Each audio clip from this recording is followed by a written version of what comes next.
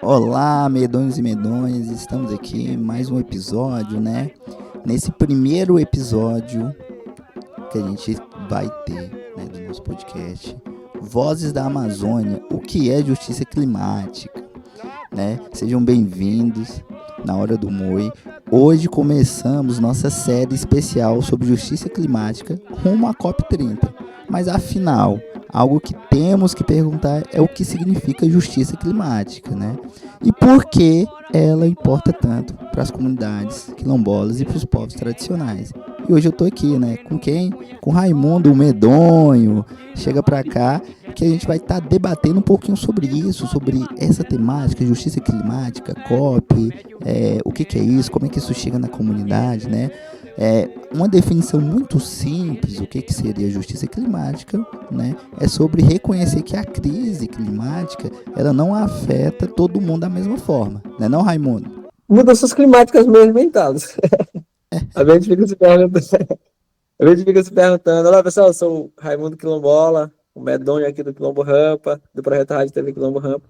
É um prazer, Thales, estar contigo, né, e debater sobre esse tema, né, que tem sido, como a gente sempre fala aqui, nos nossos papos, né, até fora daqui e outros papos, né, fora esse bate-papo, que a linguagem não é acessível, né, para as comunidades. Às vezes a gente fica se perguntando assim, o que é isso mesmo, né? Como que algo que se tornou tão generalizado para todo mundo, para o Brasil todo, para o planeta como um todo, não é entendido pelos aqueles que mais deveriam entender o tema, né? Que é os que mais preservam a natureza, que é os que mais sofrem com toda essa injustiça climática, né? E porque eles não entendem esse tema. Então, a desburocratização desse tema, né, a acessibilidade para as comunidades é o nosso debate de hoje. Eu estou muito feliz por a gente estar aqui. Não, e nós temos que pensar, né, Raimundo, quando a gente fala de comunidades tradicionais, né, povos ribeirinhos, povos quilombolas, né, comunidade indígena, é, são os menos que poluem, ou poluem zero, nada, né, são os que mais sofrem. E é muito interessante porque quando a gente pensa nesse processo de justiça climática também, até essa pouca poluição que é produzida assim, né, por esses povos é uma poluição, né, que é produzida pelo sistema, né? Então, com as questões climáticas, não tem peixe, não tem comida, acaba que a população tem que recorrer a outros alimentos, por exemplo, que tem plástico, que tem embalagem, né? Verdade, verdade mesmo. Principalmente essa questão do plástico, né? Tu tocou num ponto importante quando, há 3 anos atrás, quase 4, né? A gente iniciou aqui na comunidade um projeto chamado Plástico Não Nasce, Não Semeia Aqui. Eu pensei um nome bem simples, né? Mas a ideia era muito complexa de chamar a atenção tanto da própria comunidade, mas de uma forma envolvendo a criançada, os jovens, né, os adolescentes, para entender que o plástico é um grande mal, né? E que ele não poderia mais ser ali jogado de qualquer forma no chão ali da comunidade, no quilombo, né? Mas isso levanta uma temática muito importante, né, da gente saber que é, por exemplo, a gente está com 207 anos aqui no território, né? E até hoje, parece brincadeira, né, Thales? Mas nunca entrou. Até parecia que eu, tipo assim, tô brincando, falando algo da minha cabeça. Mas, por exemplo, nunca entrou uma caçamba de lixo para recolher plástico aqui na comunidade, né? Aí já entra em um debate Sim. que traz como. É como se coloca a gente em um lugar que é como se as comunidades também elas não fossem lá na cidade fazer uma compra, né, no supermercado que tenha plástico, que vem aí, como tu fala, a questão das embalagens. E aonde que essas embalagens são jogadas, né? Como que elas são descartadas? Qual é o fim delas? E a gente trouxe esse processo, né?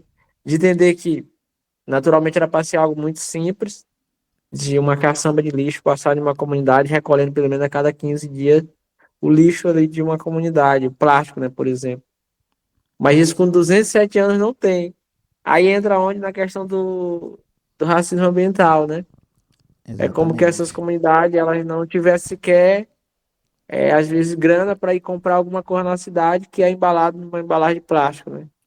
Não, E e quando a gente pensa em saneamento básico, que é uma política pública, que é um direito de todas as pessoas, né, a gente vê que essas populações não estão acessando esse direito, né, que é do saneamento básico, né, da coleta do lixo, do material.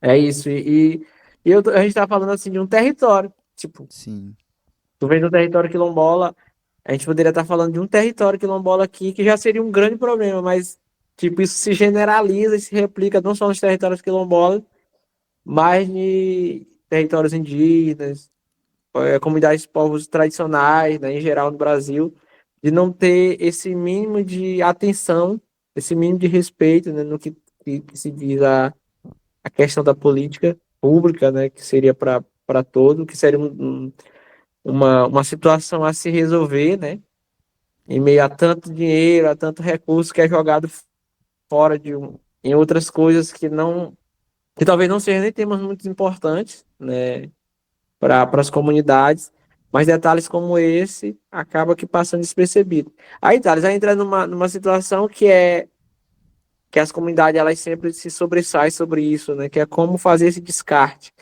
E às sim, vezes acaba que colocando a gente em um lugar que a gente é, tem que tomar uma atitude. Vai deixar o plástico ali no chão, que não vai exatamente.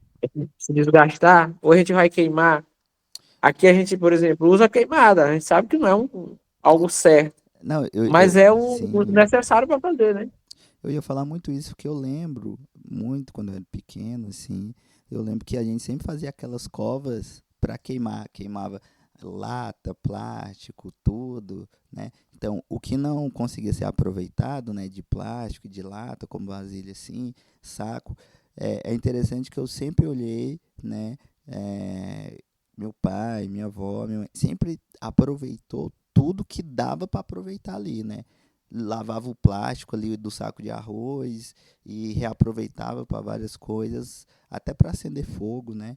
Mas o que não era aproveitado, eu lembro que tinha essa cova, né? Que abria essa cova, sempre colocava lá esse lixo e queimava esse lixo, né? É, e aí, na leitura, né, de muitas pessoas assim que vão atacar as comunidades, vão pensar: nossa, olha, as comunidades quilombolas elas poluem também porque elas queimam lixo, mas não entende que a escala é totalmente diferente, né? E elas são levadas a fazer isso porque elas não acessam essa política. E aí a gente pergunta: cadê a justiça, né? Então, quando falamos de clima, né, e o que significa justiça Aí, para quem vive na floresta, a gente fala do acesso a esses direitos, né? E até problemas que foram desenvolvidos não pelos que moram na floresta, né? Mas pelos que moram de fora. cara, isso é até meio doido de pensar nessa realidade, porque às vezes coloca as comunidades ainda como as grandes poluidoras, né? Às vezes está fazendo Sim, uma queimando lixo ali, por exemplo, né? E que não é o que a gente quer fazer, na verdade, né? Não é o que as comunidades querem fazer. Se tivesse o direito respeitado de um acesso básico a, ao recolhimento de lixo, uma política pública que era para ser, tipo, bem normal, né? Para as comunidades, mas que se tornou um sonho, um sonho até incansável, né? Eu poderia dizer assim, né? Porque quanto mais as comunidades são situadas em cidades pequenas, mais dificultoso é isso, né? E a gente vai vendo que já são 17 anos e isso nunca aconteceu. Nunca entrou uma caçamba de lixo para recolher lixo, pelo menos assim, não falo nem toda semana, uma vez no mês, a cada 15 dias, né? E quando a gente traga esses detalhes, né, à tona, é como se a gente tivesse confrontando, né? Confrontando, tivesse fazendo a galera chamar ruaça, né? Querendo tumultuar questões inexistentes, né? Mas aí tu vem nessa questão do debate sobre as mudanças climáticas e a gente não percebe que as mudanças climáticas elas acontecem em pequenos detalhes que não são levados em consideração. Mas o que é levado em consideração são aspectos, né, que fogem, principalmente do que a gente está debatendo hoje, do conceito entendido pelas comunidades do que é relacionado à proteção do meio ambiente, ao que é relacionado ao racismo climático, ao que é relacionado ao racismo ambiental e, assim, consequentemente, ao nome da vez, né, a bola da vez, mudanças climáticas relacionadas. Não, e é muito importante pensar isso, né? A gente sempre, essa mudança no clima, a gente tem há milhares de anos, né? O problema é o agravamento e a aceleração e o desequilíbrio que tem com a ação do ser humano, né? E é muito importante a gente pensar, porque às vezes coloca o ser humano numa centralidade, como se ele tivesse todo o poder, né, de alterar grandes coisas, mas a gente vê que o clima, a Terra, ela reage, né? E ela tem reagido muito de forma tentando sobreviver, dando vários sinais. E quando a gente pensa na justiça climática, a gente tem que pensar nisso. Quem polui, né?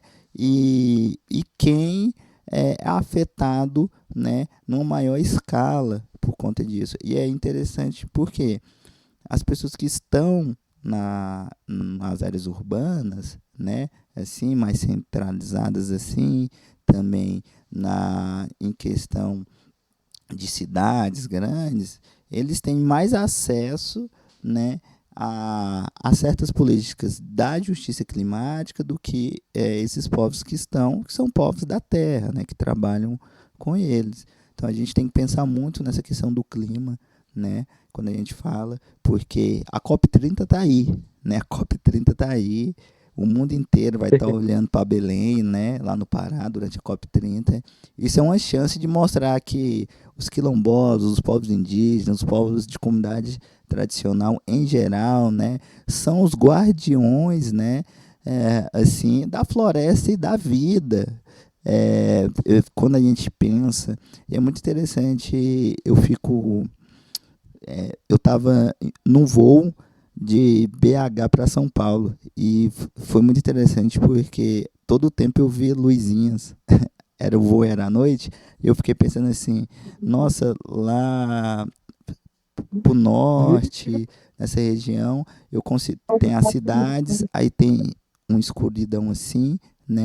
O verde, a floresta, e assim a gente continua. Lá, eu lembro que a gente andou, o avião ia, eu decolei, quase pousei, eu só vi luz, luz, eu falei, nossa, não tem mata, não tem floresta, não tem cerrado, né?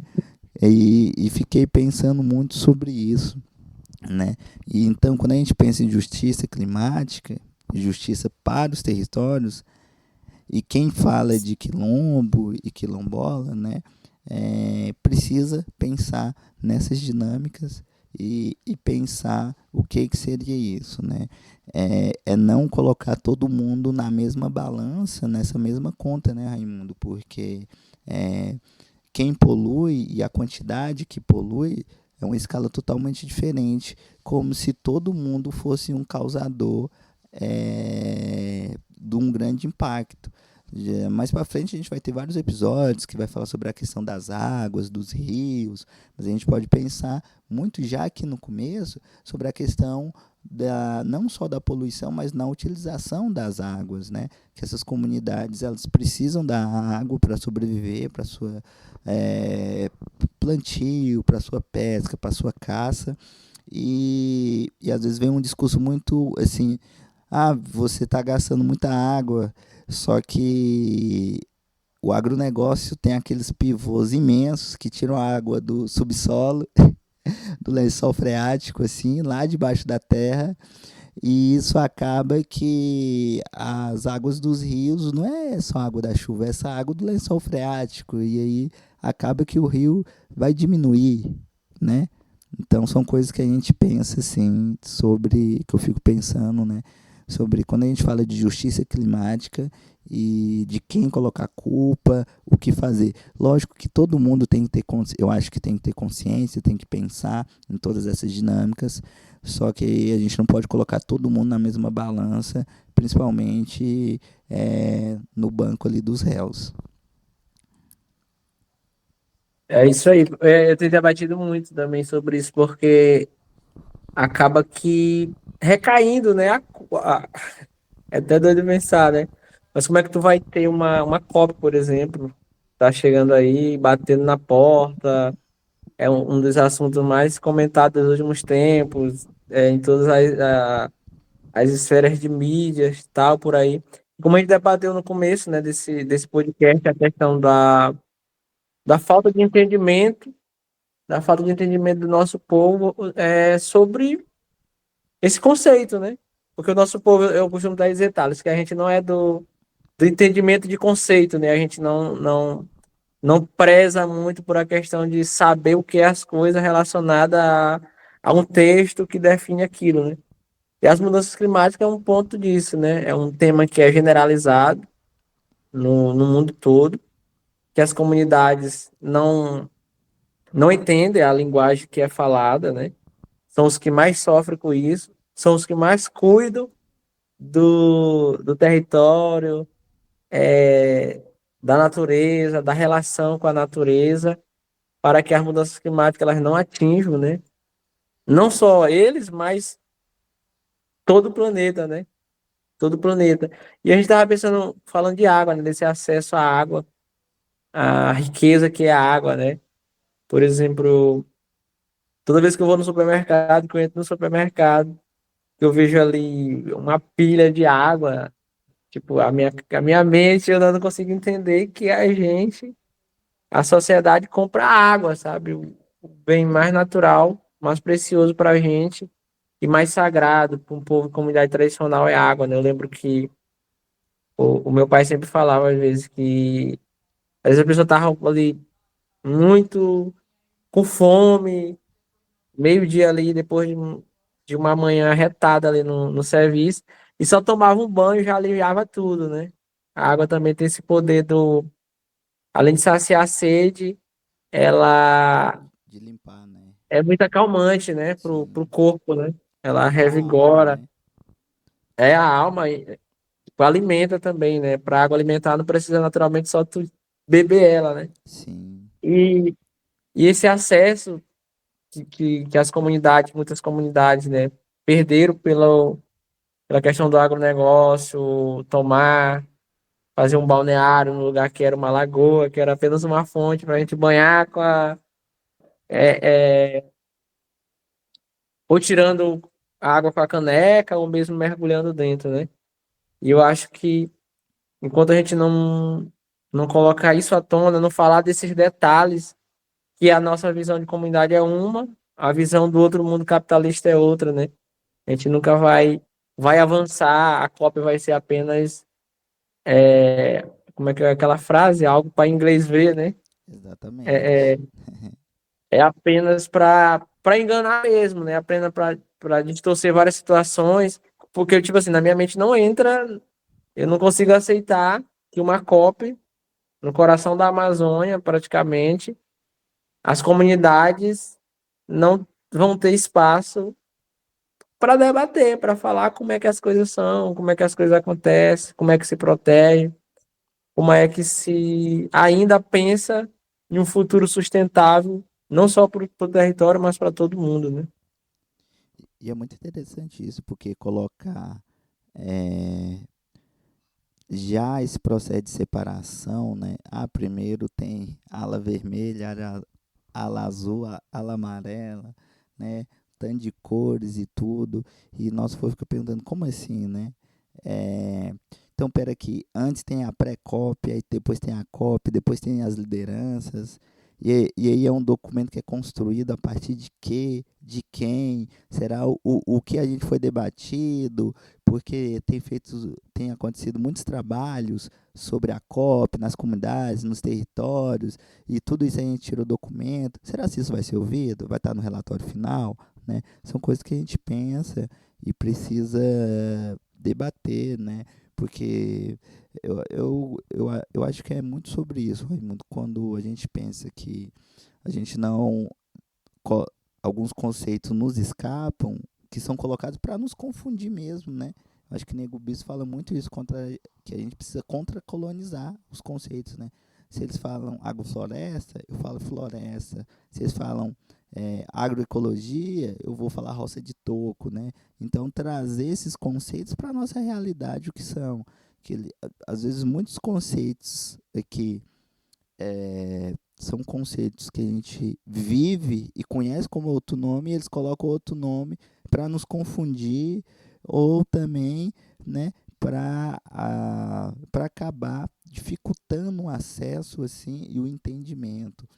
Então é muito importante a gente pensar nisso, né, nesses conceitos, e pensar que como é que você tem uma COP, sendo que os povos originários, os povos de comunidades tradicionais, não vão estar ali, de fato, não só debatendo, porque esse debate a gente está fazendo todo dia, né? Não precisa de COP para a gente falar sobre justiça climática, sobre a falta de água, sobre a mineração, sobre as violências que as nossas lideranças sofrem, sobre toda a perseguição, demarcação de terra. Isso a gente fala todo dia, né?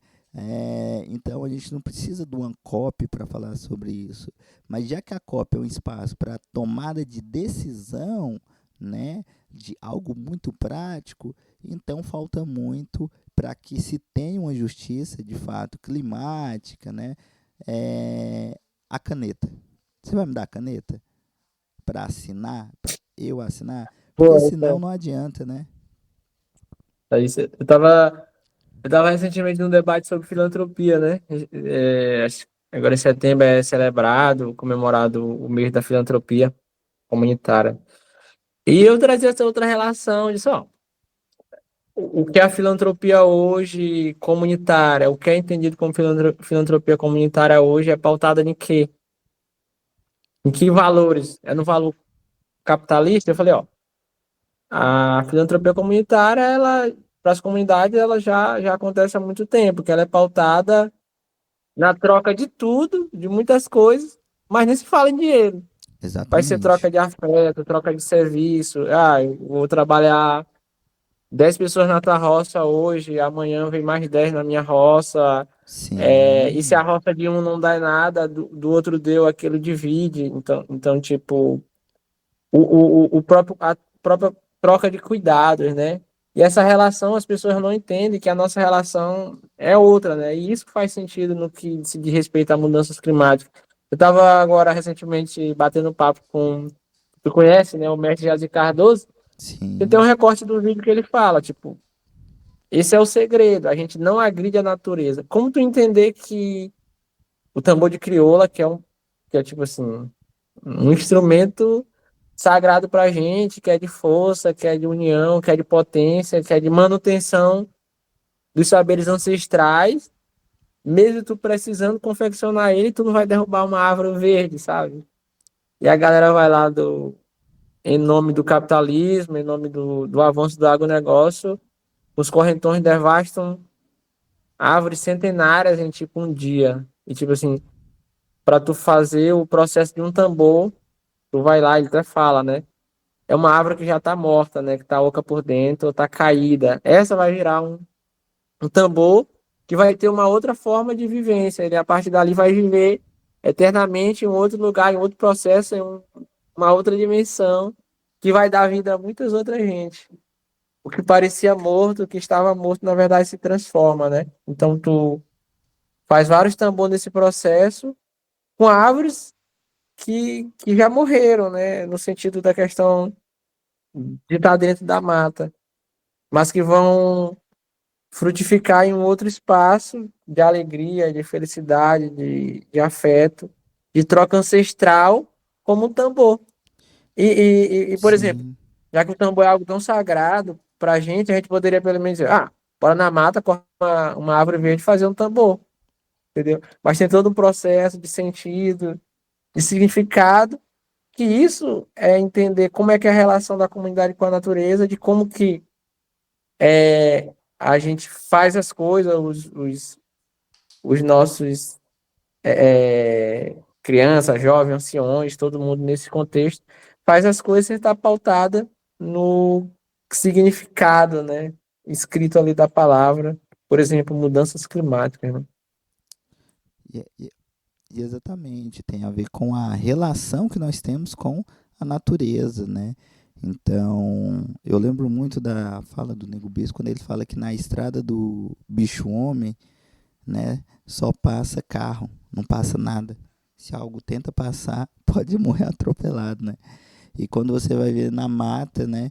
Então, por exemplo, você vai fazer um tambor na mata, você não abre uma rodovia para fazer um tambor na mata. Você abre um trieiro, o trieiro já está feito. E naquele trieiro passa a onça, passa a paca, passa a cutia, passa o tatu, passa o viado, passa, passa o homem, passa a mulher, passa a criança, passa o mais velho, passa todo mundo, né?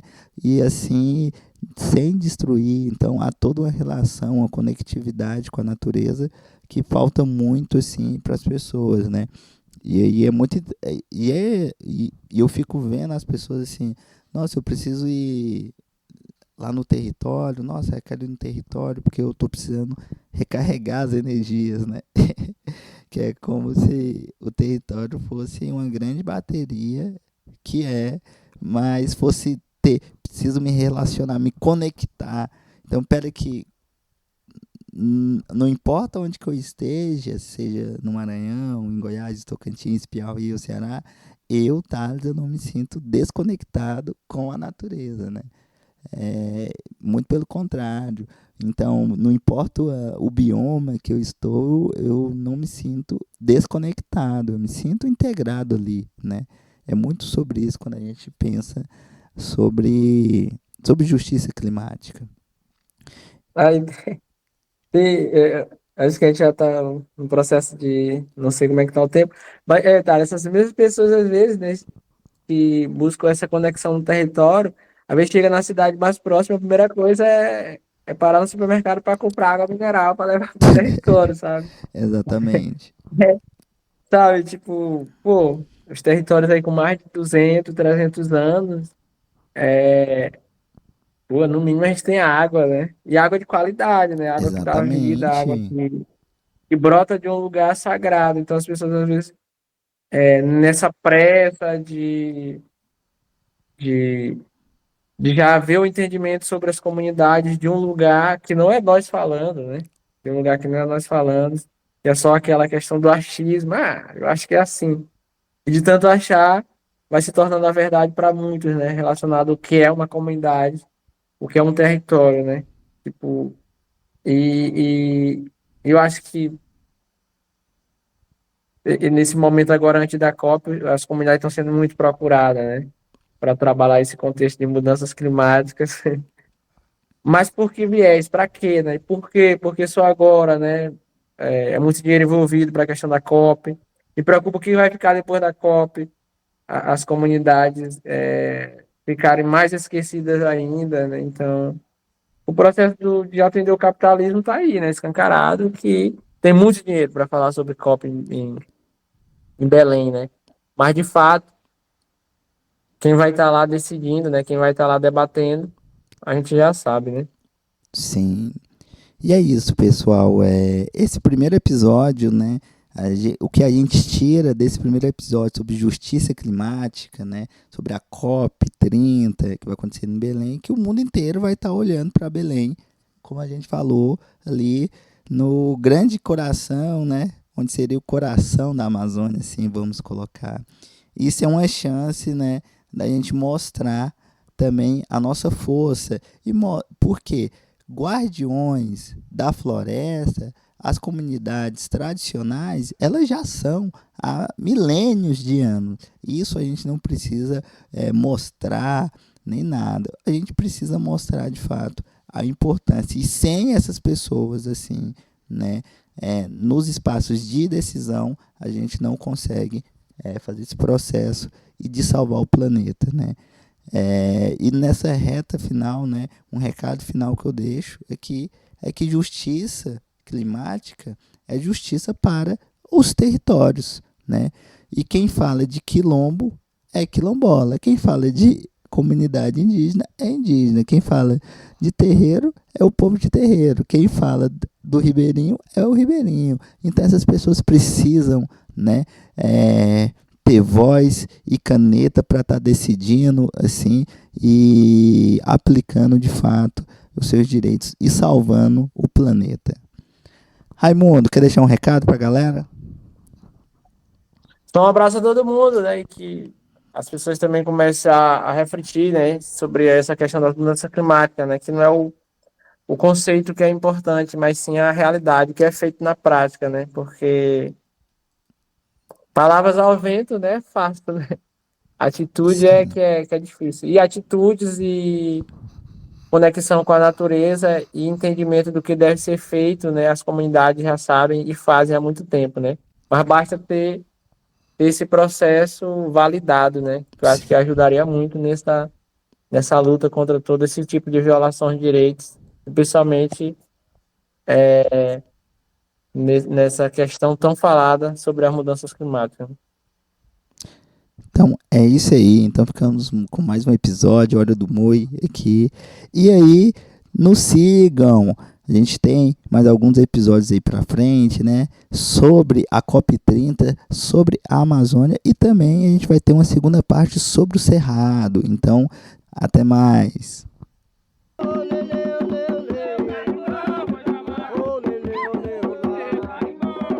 Tem três coisas nesse mundo que atormentam o cidadão. É uma cada gotejenta